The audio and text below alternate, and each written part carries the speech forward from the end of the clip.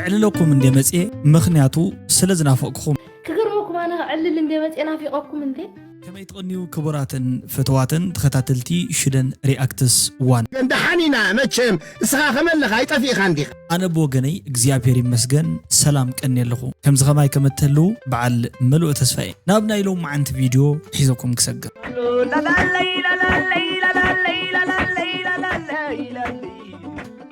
عمنا يلوم عند فيديو كام نرخوهم علالات اتوساني اي درار حج مالتي لم طبايس هم حيشه مصيلن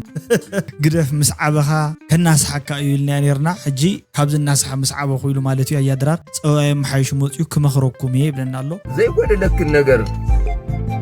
نهالو انا حدا ناجريا تمرصالسي انتي يخون نتمغرقا فيلماويت حفتنا تفلطوا انهم حق ايدو فيلماويت كاب لو مختص عام صنحت كاب غدنا صباح اختر وات صنح كاب غزا خم عرف تقول خنا بلا خميا ميجر جنرال بولتو تحدث زيتا بحاله حلاف مالتيو عينتنا اب قيح بحري لبنا دما اب عاسب يزولو يلو تزاريو ኢትዮጵያ ጣፋንታ ከቀይ ባህር ጋር እየተቆራኘ ነው እንዲሁም ሉዓላዊነትና ብልጽግናን ለማረጋገጥ ብዙሓቶም ሰባት ካ ነት ጉዳይ ዚ ሎም ማዓንቲ ታይሎም ከኻልኦት መልሶምሉ ዝመኽሮ ሰብ ይደልሎ ከም በዓል ውፉይ ዝኣመሰሉ አባላት ብርጌድ ንሓመዱ ከም በዓል ሰልጠነ ዝመሳሰሉ ኣየድልዩናን እዮም ምስ ንበየነ ገለገለ ይባሃል እዩ ናይ ንበየነ ስኡል ኻዝ ናይ ጸወታ ፖለቲካ ንግደፎ ሓደ ኣብ ትግራይ ዘሎ ሓወይ ሸውዓተ ሓይልታት ኮይኖም ከሃርሞ ፈቃደኛ ይኮንኩ ሰልጠነ ኸኣ ንተጋሩ ግቡእ መልሲ እዩ ዝበሎ ሂቦሎ ዕረፉ ኢልና ኣሎ ማለት ኤርትራ ኸኣ ናይ ኤርትራውያን ጥራሕ ኢትዮጵያ ሓደሽቲ ኣብ ውሽጢ ዓዲ ዝስራሓ ድሮናት እነዚያ ድሮኖች በስዋርም መልክ የሚደረጉ ውጊያዎች ካሉ ወደ ታርጌት ሄደው ጉድ ስማዕ ትግራዋይ ዝብል ሕጅስ ብጣዕሚ ዝገርም ሓንቲ ናይል ሚድያ ዝበሃል ዘሎ ንዕኡ ትመርሕ ወይ ከኣፍቲ ፕሮግራም ሆስት ኮይና ትሰርሕ ማለት እዩ ኣዳላዊቱ በዓልቲ ዋና መስለኒ ተይተጋግየ ተኣሲራ ምሻላ ናይልን የጠቆመቻት ሰብ መሰረት አዱሽ ናት ብዙሓት ካልኦት ቪዲዮታት ኣዝዮም መሃርትን ሃነፅትን ዝኾኑ ቪዲዮታት ሒዘልኩም መጽ ኣለኹ ነዚ ቻናል እዚ ሓደሽቲ እንድሕር ኮይንኩም ሕጂ እውን ዝበልኩም በሙሉኡ ክትገብሩ እየ ዝዕድመኩም ማለት እዩ ነባራት እንድሕር ኮይንኩም እስኪ ዝኾነ ሃናፅር እዩ ተኸንብብ ሽደን ጽፉፍ ኣቀራርባ ቅፅል ዝበለኒ ተስፉሃት 407 እዩ ብጣዕሚ ክብረት ያበለይ ይቕንየለይ ላይክ ገይረ ኣለኹ ርእይቶኻ ብጣዕሚ ዝናኣድ ርእይቶ ሞራል ዘለዎ ርእይቶ ብተመሳሳሊ ወዲ መለይ ፀረ ኸዳዓት 6 ጨ ላይክ ገይርና ኣሎና ወድሓትነይ ኣጆኻ ኢልሎ የስ ወድሓትነይ ክብርን ፍትውን ሓው ከመይ ኣለኻ ደሕና ዲኻ ላይክ ገይርና ኣለና ኢልሎ ብጣዕሚ ይቕንየለይ ክብረት ያበለይ ብተመሳሳሊ ልቢ ሂበካ ኣለኹ ጀስት ናው ከኣኒ ዮርዳኖስ ጓል ኣከለ ላይክ ንበለሉ እስኪ ነዚ ጥዑይ መንእሰይ ኢላ ትለየላ ማለት እዩ ዮርዳኖስ ይቕንየለይ ዮርዳ ማለት እዩ ርእይቶ ሂበካ ኣለኹ ጓል ኣከለ ሓፍተይ ብጣዕሚ ጽቡቕ ርእይቶ ሂብከና ኣለኻ ማለት እዩ ውሽጡ ሕሩር ዝብል ከኣታ ኢልሎ እቲ ናይ ሰብ ኣኽሱምን ደቂ ካርቱምን ገሊ ኤርትራ ተዓዊቱ እዩ ኣቦ ገሊ ኤርትራን ኤርትራውያን ኣቦና ወልደ ኣብ ወልደ ማርያም መበቆሎም ዓዲ ክልተ ኣኽሱም ክኾኑ ከለዉ እቶም ካብ ኣኽሱም ዝበቆሉ ጅሃዳውያን እውን ካብ ኣኽሱም ኮይኖም ወታደራት ሱዳን ዝነበሩ ኮርኔላት ተሓባቢሮም ጀብሃ ትበሃል ውድብ መስሪቶም እዞም ሕጂ ዘለዎ መራሕትና እውን ፕሬሲደንት ኢሳያስ በቦተንቤን በደ ዊሓ ዓድዋ ሚኒስትሪ ሓበሬታ የማነ ቻርሊ እንደርታ መኻሪ ፕሬሲደንት የማነ ማንኪ ኣቦ ባንግላዴሽ ዓዲ ግራት ዓጋመ ናይ ፋይናንስ ሓጎስ ክሻ ሽረ ኣቦ ጽምዶ ኣወል ስዒድ ሽረ ንቑሮን እምባሕጥራይ ንብል ወዲ ኢረይ it's amazing እዩ anyways ኤዲተር ማለት እዩ ኣብቲ ጅሃዳውያን ዝዘለ ከባቢ ኣውፃኢኻ ትኻሊእ ርእይቶ ብጣዕሚ ኣዝዩ ደስ በሃሊ ክፋል እዩ ማለት እዩ ከም ዘንበብናዮ ብጣዕሚ ደስ ዝበለኒ ኮሜንታትን ካልኦት ርእይቶታትን ብተመሳሳሊ ትብሉ ስለ ዘለኹም ማለት እዩ ኩልኩም ብጣዕሚ ይቐንየለይ ጽቡቕ መደብ ዝበልኩምኒ ከም በዓል ኣስቴር ሳሙኤል ሓፍተይ ሳምራ ወልዱ ኩላኹም ማለት እዩ ንትብሉ ዘለኹም ርእይቶታት ብጣዕሚ ኤሪቲግራ ኩልኩም ብጣዕሚ ይቐንየለይ ክብለኩም እየ ዝደሊ ኤልሳል ተስፋ ልደት መንበሪ ያሬድ ኤፍሬም ካሕሳይ ኤደን ሓጎስ ኩልኩም ማለት እዩ ይቐንየለይ ደጊመ ናብ ናይ ሎማዓንቲ ቪድዮ ሒዘኩም ክሰግር ኣብ ናይ ሎማዓንቲ ቪድዮ ተሃንጢኹም ከም ዘለኹም ርግፀኛ እየ እስገው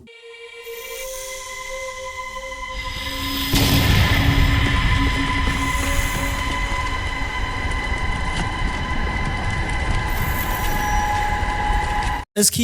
ብምኽሪ ኣያድራር ክንጀምሪና ኣያድራር ከምዚ ዘጥዕመልካ በቃ ድሕሪ ሕጂ መፂኻ ስኢልካ ከምዚ ጠበቀይት ወሉ ንገለገለ ግደፎ ኣነ ክመኽረካ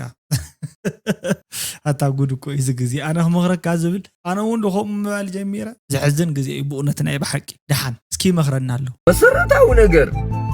መሰረታዊ ነገር ዘይጎደለክ ነገር نهالو أنا حدا نيجيريا تمرت قالسي انتي يخون هو تمرت قالو مغنياتس انتايو انتاي كون يخون يزبل أنا جن فلي زبالة نجاري تردي إنه بزحات أبتري إتوتات ينبب نيرة بفلاي مستنايت مال زنبرت حنت حفت ناسي مسحاد نيجيريا ويتأيد بحالي لا دك إسهار خبيها قال له مش زارم نيرو بزحات سبات كا أبتري إتوت صحف ور إتو مش نيرو أنا نعون وسيدي كم حسب مال التجاجي دي أنا بيني كوينة قال نيرة زو ما بدك جز أمة أسي يزبل تحد بفلاي هنات ور إتو خاب زهابو ثم ما بدك جز أمة أس حدث أجمع لهم نسخة أيو ملك فقري كل نجار بجنزب زجزاء مسؤول يسمعهم نساتهم بزح أوان أبصر عند صاروخ يحلفوا وما أبدجة نتاق مرعوا زوالو قال نستيتي بجنزب أبيلهم حنتن إيش لي مسعدني أم زي تخيل قال نستيتي يمرعوا بدحريو نبدي ميس ماتش زبها الشجر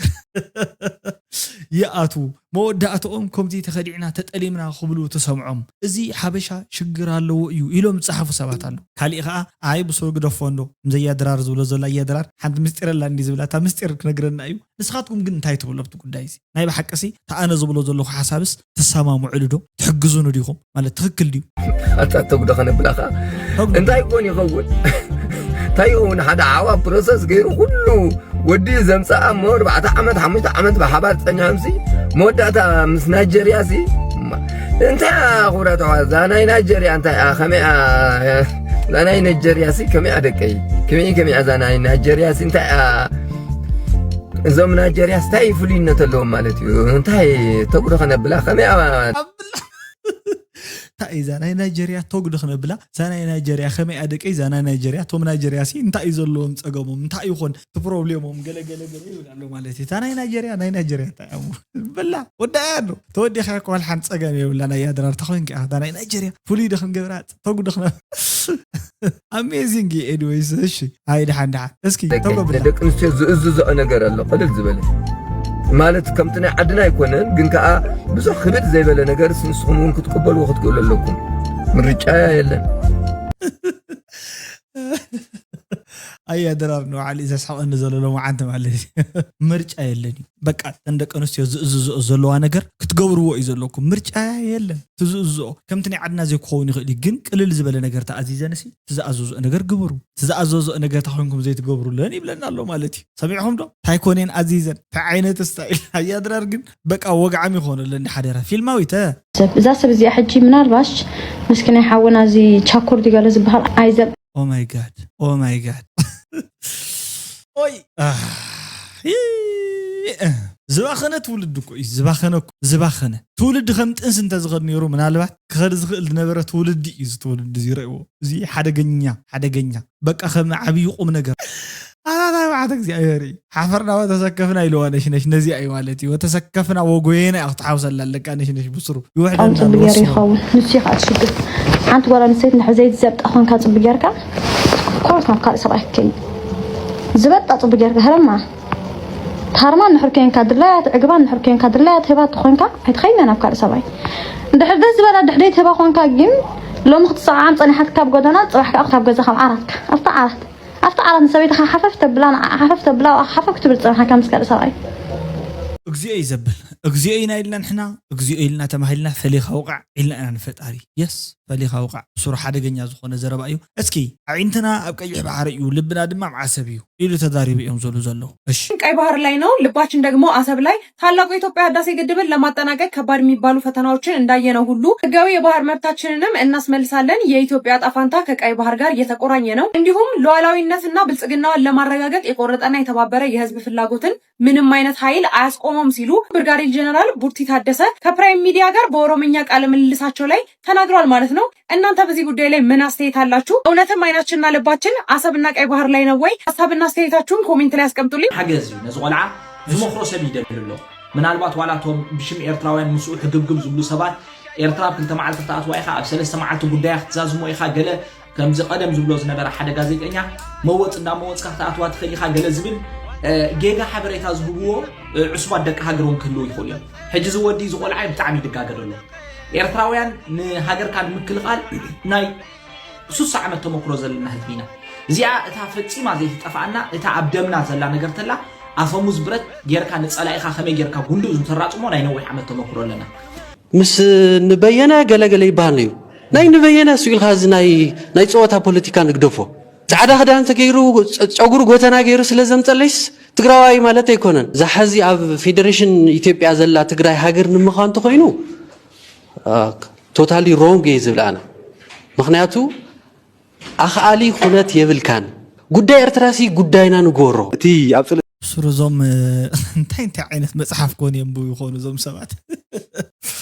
ኣቶም መናእሰይ በቃት መጽሓፍ እውን እንዲኾሙ ታይ ዝብለ ባህላ ነይሩ ቅድሚ ሕጂ ብጣዕሚ ዝገርመኒ ነበረ ምንም መጽሓፍ አንቢቡ ዘይፈልጥ ሰብን ሕማቕ መጽሓፍ ዘንብብ ሰብን እሲ ሓደ እዮም ይብል ምንም መጽሓፍ ዘየንበብን ሕማቕ መጽሓፍ ኣይ ዝሮ ተጠቀምቲ ይኮኑን ምባል ከምዚ ይኸውን ምናልባት ከምኡ ይዝርደኒ ጻዕዳ ክዳን ተኸዲኑ ጎተና ስንቲሩ ስለዝመጠስና ዓክሽውለነ ይኽእል ወደዛሚን ጻዕዳ ክዳን እንታይ ማለት ጎተና ጻዕዳ ክዳን እንታይ ማለት ናይ መን አይደንቲቲ ዝገልጽ ናይ መን ባህሊ እዩ ዝገልጽ ናይ መን ይዝውክል ትግራዋይ ክኾነ ይኽእል ኖ ወይ ትግራዋይ ማለት ባህሉ ትግራዋይ ዝኾነ አይደንቲቲ ትግራዋይ ዝኾነ መንነቱ ትግራዋይ ዝኾነ ሰብ ማለት እዚ ማለት ከዓ ብተፈጥሮ ፍት ተወሊድካ ዝዓበኻሉ ከባቢ ብልምዲ ምስቲ ማሕበረሰብ ካስተም ሩል ሬጉሌሽን እንዳተመራሕካ ብባህሊ ብኖርም ዝበሃሉ መዓት ቃላት ኣሎ ኣታታይ እንታይ ዓይነት መጽሓፍ ድኹም ተንቡ ኣይርደካኒ ባህሊ እኮ መሰረት ኩሉ ዝኾነ ይኹን ጉዳይ ባህሊ ዘይሓዘ ፖለቲካ ውድቕ እዩ ባህሊ ዘይሓዘ መንግስቲ ውድቕ እዩ ባህሊ ዘይሓዘ ትምህርቲ ውድቕ እዩ ባህሊ ዘይሓዘ ኣመጋግባ ዳየት ውድቕ እዩ ኣይሰርሕን ንሕና ኣንጻር ባህልና ክንከይድ ኣይኮንና ንሕና ንምሃር ዘለና ንምሃር መማረፂ ሓሳብ ክንረክብ እዩ እዙይ ንምግባር እዩ እንተንቢብኩም እውን ኣብ ከምዚ ቁም ነገር ዘለዎ ነገር ዘይተነብብ እንታይ ኮይንካ ኢኻ ንኡሰይ እንታይ ኮይንካ ይተሓዋውሱ ኣለኻ ማለት ተሓጂ ዘላ እንድሕር ኮይና ተሓጂ ዘላ ተኮይና ኣኻእል ኩነታት የለና እያ እንደ ኢኻ ተምፃእ ስቴት ፎርሜሽን ዝበሃል ሂስትሪ ገለገላ ይርድኡን እዩ በቃ ንሓዋሩ ማለት እዩ ዩኒፊኬሽን ፕሮሰስ ገለገለ ቢግ ባንግ ቲዮሪ ክትርኢ ከለኻ እኮ ማለት እዩ ዓለም እንድሕር በቲ ቲዮሪ ከይድና ማለት እዩ በቲ ስነ ፍጥረት ገዲፍናስ ዋላ በቲ ኢቮሉሽን ዝበሃል ስነ ሓሳብ ዋላ እኳ ተንኸድስ ዓለም ከም ትሕጂ ዘሎ ሞስት ፕሮብለም ከምኡ ይኸውን ዝኽእል ብዙሓት ዓድታት ተተማቐለ ካብ ሓንቲ ዓዲ እየን ዝኸዳ ፎርም ይግበራ እየን ማለት እዩ ክንደይ ሰፋሕ ነራ ንእሽለይ ዝኾነተላ ንእሽለይ ነራ ሰፋሕ ዝኾነተላ ንኣብነት በዓል ዩናይትድ ስቴትስ ኦፍ ኣሜሪካ ካሚንግ ቱጌዘር ፌደራሊዝም ዝበሃል ኣሎ ገለሉ መዓት ኣሎ ኣንብቦ ሓሚሶምና ትግራይ ተመስረተ ዘሎ ኣብ ኤርትራ ዘሎ ተሓሳስባ ንዕኡ ኢና ክንቃለሱ ዘለና ቀይሕ ባሕሪ በቃ ጎረሮና ምዃኑስ ክንኣምን ኣለና ግርም ንሓደ ኣብ ትግራይ ዘሎ ሓወይ ሸውዓተ ሓይልታት ኮይኖም ክሃርምዎ ፈቃደኛ ኣይኮንኩ ፖለቲካ ይኮን ነራ ናይ ውፊ ዘረባ ሕጂ ንምንታይ ያምጽየሎም መወዳእቶም ማለት እዩ ሪሄርስ ክትግበር ስለ ዘለዋ ታወጊዕ የምጽየሎም እዚኣ የምጽየሎም ተዓላል ማለት እዩ ነዚ እዩ ጎተና ስለ ዝኾነ ገለ ስለ ዝኾነ ጻዕዳ ተኸዲኑ ወፂ ክሽውደና ይኽእል ገለገለ ትብሎ ዘለኻ ነቲ ኣንጻር ሓሳብ ከ ክትቃለስ ዘለኻ ባይዘው ኣንጻር ዕላል ከ ኣሚን በቃ ትትዕልልዎ ዘለኹም ወግዕን ዋዕሉሲ ኣይርዳእኩምን ዘሎ ይኽብለኩም ዝደለኹውን ነዚ ምኽንያት ሉክ ታይዛረብ ከም ዘሎ ፍለጦ ቅድሚ ክንደይ ዓመት መንባሩ ኣብቲ ሽዑ እዋን ከምዚ ኢልካ ምዝራብ ይሕፍር እዩ የነውረካ እያ ብማሕበረሰብ ብምሉእ የነፀለካ እዩ ዳሕና ድሓዲርካ ዝብልካ ባቡር ተሳፊርካ ምሳኻ ዝኸዱ ኣብ መሳርሕትካ ዝነበሩ ጀስት ዘ ኮሊግስ ማለት እዩ ኣታታ እዚ ከምዚ እዩ ኮ በትሽዑ ግዜ ማለት እዩ ዝደሃለሉ ዝነበረ ዘረባ ግን ፋክት እዩ ሓቂ እዩ 100% ኣብ መሬት ጥብ ዘይብል ዘረባ እዩ ተዛሪቡ ዓምና ማለት ሓወይ ኮ ደጋፋይ ክህሉ ይኽእል ሰባት ከቲሮም ክሃርምዎ ግን ፈቃደኛ ኣይኮንኩ ፖለቲካ ኣይኮነን ኤግዛክትሊ ተረዲኻኒ ሕጂ ኣነ ትግራዋይ ኣይኮንኩን ዝኸውን ዘለኹ ሓወይ ኮ ደጋፋይ ክኸውን ይኽእል ይብለካ ኣለኹ ሸሞንተ ሰብ ሓሊፎም ክቐትልዎ ግን ምስ እየ ዝኸውን ንምንታይ ቀትልዎ ሕጊ ይኮነን ተረዲኻኒ ስርዓት ኣይኮነን ንትግራይ ሻዕብያ ሶማል ኤርትራ ከዓ ናይ ኤርትራውያን ጥራሕ ክማዕዝ ፈያር ዝብሎ ዘሎ ሕጂ ቆሪፁ ተላዒሉ ሰልጠን ሒ ብጣዕሚ ተናዲዱ ኣናዲድኩም ናይ መወዳእቱ ማለት እዩ በቃ ተስፋ ቁረፅ በቃ ናትና ኣይልኩም ምንም ገብረ ይንኽእል ንሺ ተጋሩ ኣገለ ዝበሃል ጌድ ደህል ኣው ደፊር ኤርትራ ናይ ተጋሩ ኮነትን ኤርትራ ናይቶም ኩሎም ሕብረተሰብ ኣብታ ውሽጢ ኤርትራ ዘለዉ ናቶም እዮም እዚ ከም ናይ ባዕሉ ጋ ተሓሳስባ ክጓሓፍ ጥራይ ወዲኡካ በል ሕጂ ሲምፕል እዚ ከምዚ ኣተሓሳስባ እዩ ገለ ዝበሃል ነገር ከማን ኣይሰርሕን ኖ ኤርትራ ነፍቶ ንፅላእ ናይቶም ኣብ ኤርትራ ዘለዉ ሕብረተሰብ ናቶም እያ ማንም ሰብ እዚ ሲካ ናይ ከምዚያ ናይ ከምዚ ሃይማኖት እያ ናይ ተጋሩ እያ ጌድ ደህል ኣው ደፊር ኣዴኻ ካብቲ መወዳእታ እሺ ኣብ ጥዑም መዝጊእና ክንሰግድ ኩሉ ሰብ ክፈልጦ ዘለዎ ጥዑም መዝጊ ሓበሬታታት ካበይ ከዮም መምፅኦሞ ዋቲ ዳታቤዝ የርኢ ኮይኑ ነዚ ገባት ስርዓት ግደፍ ንምእላይ ዕድል ምስ ዝፍጠር ንኣብነት ኢትዮጵያ ክትሃርማ ኣብ ዝወሰነትሉ እዋን እናትና እጃም እንታይ ክኸውን ኣለዎ ምስ ኢትዮጵያ ኮይንካ ነዚ ስርዓት ምእላይ ዋላ ግዜ ይውሰድ ኤርትራዊ ሓይሊ ብምጥቃም ጥራይ ነዚ ስርዓት ምእላይ ወዘተ ገለ ዝብል መማረፅታት እዩ ጥራሕ ነዚ ስርዓት ምእላይ ገለ ኢሉ እዩ መሪፁ ንሱ ማለት እዩ መሊእኻ ምስ ወዳእኻ ዓለትን ዓመተ ምህረት ንገበረሉ 2308 እቲ ዳታቤዝ እዩ ማለት ጀስት this is a record about ጥዑምዝግ መስለኒ ጥዑምዝግ ሓውና ምስ ዝመንእሰይ ስነ ሞገት አልዒሉ ኣብ ዝሞግተሉ ዘሎ ግዜ ስነ ስርዓት ወይ ከዓ ዲሲፕሊን ዝጎደሎ አዘራርባ ምዝውታሩ ጥራይ ነቲ ስነ ሞገቱ አፍሪስዎ ኣብ ስነ ሞገት ከዕውቱ ድዩ ዘይከዕውቶ ዝኽእል መዓት ምኽንያታት ነይርዎ ኣያኒ ግን ትኽ ኢሉ ናብ ምኹራፍን ምኹራይን ድዩ ምስጋድን እዩ ኣትዩ እቲ ናይ ሻዕብያ ባህሪ ከይተርፍ ድዩ ይብል ኣሎ እስኪ ኩሉ ሰብ ክፈልጦ ዘለዎ ማንም ኢትዮጵያ ትኹን የመን ትኹን ሳዑዲ ዓረብ ትኹን ንኤርትራ ክትወረር እንትደኣ ኮይና ምስተን ዝወረ ሃገራት ኮይኑ ዘፀኪዑ ዝኸይድ ኤርትራዊ የለን ከምኡ ክመፅእ እንተደሊ ይምፃእ ነኹርፎ ምሰላትና ሓዊስና ነኹርፎ ኣብቲ ዋዛ የለን ካሊእ የለን ማለት እዩ ስለዚ ክስተኻኸል ኣለዎ ብኣጀንዳ ይእቶ ኣጀንዳ ተውገብ ኣተተዕብዝ ንምንታይ ይመስለካ ጠቕላላ እንታይ ኢኻ ትብል ዘለኻ ማለት ኦኬ ሕራይ እቲ ሕጂ እንታይ ድዩ እንታይ ትገብር እንታይ ብለለኹ መስለካ ንኤርትራ ክትወርር እንተመፂኻ ክኹርፈካ እየ እኳ እየ ዝብለካ ዘለኹ ቀላልን ኣላ ስለዚ እዚኣ ፖለቲካዊ ኦኬ ሕራይ ምክዛረብ ምዕድል ሃበኒ አጥፍተው የሚጠፉ ድሮኖች ዚኣተንተን ሓደሽቲ ዘለዋ ማለት እዩ ኣብ ኢትዮጵያ ይስራሕ ኣለዋ ዝተባሃላ ካማካዚ ድሮን ስየን ማለት እዩ ታኢ ስርሕን ድሕርዳ ተባሂሉ ዝኾነ ዕላማ ወይ ከዓ ታርጌት ሃሪመን ክምለሳ ዘይክእላ ግን ድማ ቅልል ብዝበለ ኮስት ዝስርሓ ትሕት ኢለን ዝበራ ካብ ሞስት ፕሮባብሊ እውን ማለት እዩ ካብ ናይ ራዳር ዲቴክሽን ሲስተም ውፅእ ኢለን ዝበራ ኣናእሽተለይ ከምዚ ፍላይንግ ቦምብስ ተባሂለን ዝግለፃ እየን ማለት እዩ ዚኣተን ታኢ ስርሕን ድሕርዳ ተባሂሉ ተኩስካ ከይድካ ኣጥቂዕኻ ምምፃእ ኣብ መወዳእቱ ኣይምለሳንን ኣብ መወዳእቱ እንታይ ዝገብራ ማለት እዩ ዓርሰን የጥፋኣ ኣብቲ ቦታ ምስከዳ ዓርሰን የጠፍኣ ግን ኣዝየን ብጣዕሚ ኣናእሽተለይ ዝኾናን ኣብ ዝተፈላለዩ ናይ ዓውደ ኩናት ውግእ ተሳቲፈን ከዓ ዕውታት ዝኾና እየን ማለት እዩ እዚአን ንሰርሕ ኣለና ዝብል ዜና እዩ ቀሪቡ ማለት እዩ ወይ ከዓ ዘሎ ሕጂ ብፍላይ ዝመላለስ ዝቐነየ ኣብ ኢትዮጵያ እዩ ከም ትሪእዎ ዘለኹም አሰምብል ይገብሩ ኣለዎ ማለት እዩ በከፍተኛ ቁጥር እያመረትን እንገኛለን እነዚያ ድሮኖች በስዋርም መልክ የሚደረጉ ውጊያዎች ካሉ ወደ ታርጌት ሄደው አሁን ባደጉት ሀገራት እንደምንሰማው የጠላትን ስብስብ ሊያጠፉ ይችላሉ አንደኛ ያየነው ሱሳይድ የሚያደርጉ ራሳቸውን አጥፍተው ታርጌት የሚያጠፉ ዩኤቪዎች ናቸው ለሰርቪላንስ ፐርፐዝ የሚውሉ ለኦፕሬሽን ፐርፐዝ የሚውሉ በጣም በርካታ ድሮኖች እያመረትን ነው እነዚህን የኢትዮጵያን ህልውና የኢትዮጵያን ሉዓላዊነት የሚገዳደር አደጋ ሲመጣ ቴክኖሎጂውን በመጠቀም ያ የጀመርነውን ብልጽግና ለማስጠበቅ የምናውልበት ቱል ይሆናል ማለት ነው አሜዚንግ ዝኾና ስራሕቲ እየን ማለት እዩ ከመይ ይስራሕ ኣለዋ ውሽጠን ዲቴይል ዝርዝረን ገለገለ ብዙሕ ኣፍልጦ ዋላ ኣይሃለወና ግን ከምቲ በዓላተን ተን ካማካዚ ድሮን ዝበሃላ እንድሕር ዳ ኮይነን ኣዝየን ብጣዕሚ ንጡፋት ቴክኖሎጂ ምዃነንን ብፍላይ ከዓ ዕውታት ከም ዝኾናን ንዓተን ኮምባት ዝገብር ዝኾነ ይኹን መሳርሒ እውን ገና ኣብ ምዕባለ ከም ዝርከብ እምበር ዛጊድ ዘይማዕበለ ምዃኑ ኣዝየን ብጣዕሚ በላሕቲ ዝኾና ናይ ድሮን ዓይነታት ምዃነን እዩ ኣብቲ ናታተን ዘሎ ስፔክ ዝሕብር ማለት እዩ ካማካዚ ኢልካ እንድሕር ዳ ሰርች ጌርካሲ እትረኽቡ ሓበሬታ ኤንዌይስ ናብቲ ዝቕፅል ናይ ኣይተገብሩ ኣስራት ዘረባን ክንቅፅል ኢና ማለት ንኣና ጉዳይና ኣይጠቕመናን ዝብል ድንቁርና ኣሎ ይጠቕመና ባ ብጣዕሚ ይጠቕመና የገልግለና ፍሉጥ ብዝተፈለጠ ንኣትወሉ ንወፅሉ ግዴታ ኮ እዚ ውዕል ዓለም ለኸ ውዕል እዩ ኢሳያስ ዝበና ወይ ዝኸልአና እውን ኣይኮነ ዓለም ለኸ ኣብ ዝተሓፀረ ዓዲ መውፅእ የድልዮ ዝብልስ ውዕል ዓለም ለኸ እዩ ኢትዮጵያስ ናይ ባሕር በሪ የድልያ እዩ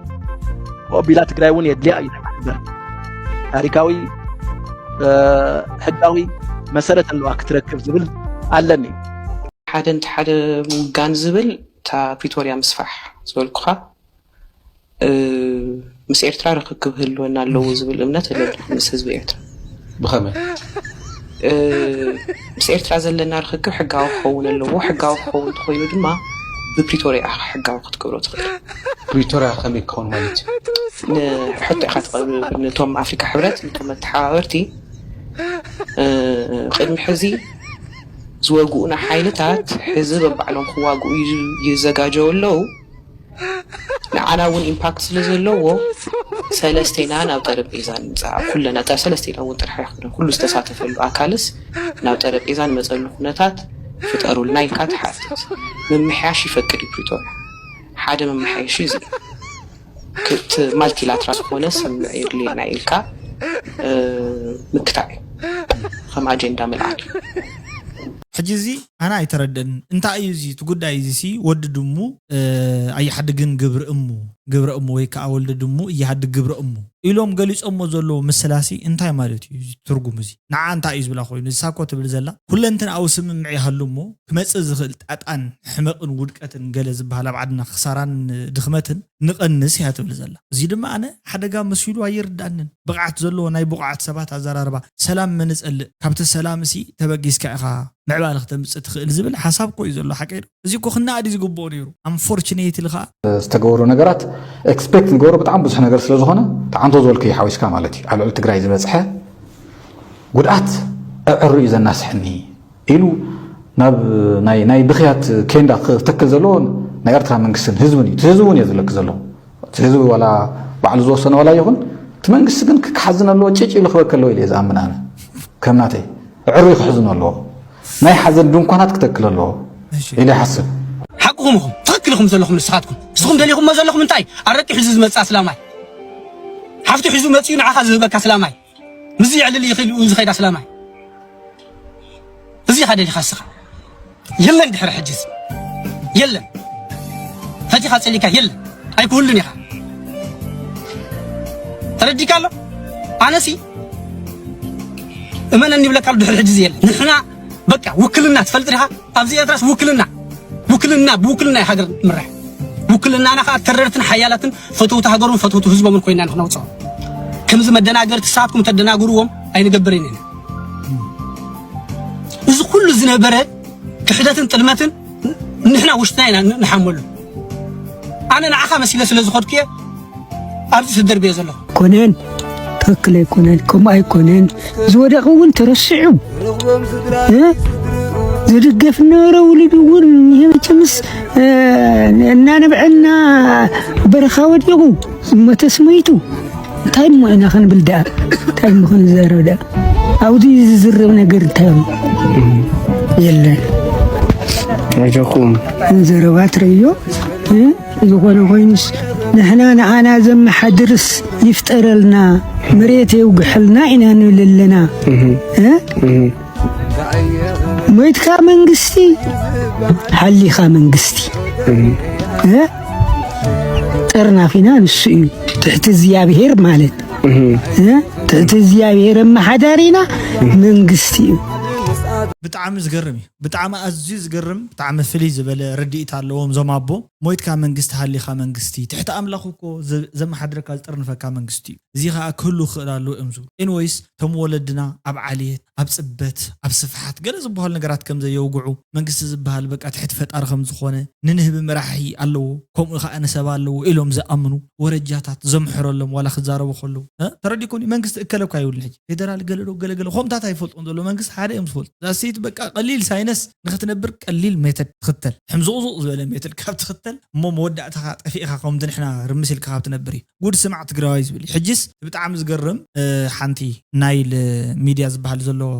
ናይ ዩቲዩብ ማለት ናይ ዩቲዩብ ዲዩ ዝበሃል ሓፍትና ንዕኡ تمرح ويك أفت برنامج هوست خوينا تسرح مالتيو الدلاويتو بعلتوانا مثلا تيتجاجي تأثيرها إن شاء الله تأثيراني راس وطي على حراي وطي أزولون سامع سلزلهم مالتيو بزخونا جنت أوكي ما زسرتها حويتي عيب لولو كابي متى يتزربازي خم أخوينو I don't know بتعمي زي ترد أن نمنت أي خم جيرا زي أي خم تبزلا زي سبيت زي أسكم تبزلا من ميديا تبهال مالتي فرد بيت لا يمشي هورايزن كيزن يازا سونو ما يلي تقوم إني أستلق إني أسفرني በደረሰኝ ኢንፎርሜሽን ናይልን የመረመሯት መርማሪዎች አካባቢ ነው ኢንፎርሜሽን ይመጣል ሜቢ አንድ ቀን ናይል ወጣ ተናገር ይሆናል ነገር ግን ትክክለኛ ኢንፎርሜሽን ይሄ ደረሰ ናይልን የጠቆመቻት ሰብ መሰረት አዱሽ ናት መሰረት አዱሽ ማለት የተደፈሩ ሴቶችን እረዳለሁ ብላ ዋው መስከረም እንታይ ይዝባልን ዘይ ስማዕ ነገር የለን ለም ተመስከረሙን ይመጸለት ነው ሰምዕ ዘለናውን ጉዳጉዲ ኤንዌይስ ናይሎ ማዕንት ቪዲዮ ነዚ መስልክ ሳም ወዳታ መደ ተከታተልኩም ወዳታ ድማ ሃናጽ ዘበለ ሪእቶ ገዲፍኩም ስለተኸዱ ማለት እዩ እውን ነዚ ቻናል እዚ ከም በተማሳሳሊ ሳብስክራይብ ትገብሩ ስለዘለኹም ላይክ ሼር እናበልኩ ናብ ካልኦት ተባጽ ስለዘለኹም ኩልኹም ሳብስክራይብ ላይክ ኮሜንት ሼር ገብሩ ኸኣ ሕጁን ደጊም ዓዲመኩም ኣለኹ ማለት እዩ ናብ ናይሎ ማዕንት ቪዲዮ እንኳ ድሓን መጻኹም ኢለ ጀምርኮ ፕሮግራም ድሓና ቀኒውታ ብምባሊ خزازمو لوام كن خونلكم يمنا تشاو Good light نحن حضرت حواتي ما نستوي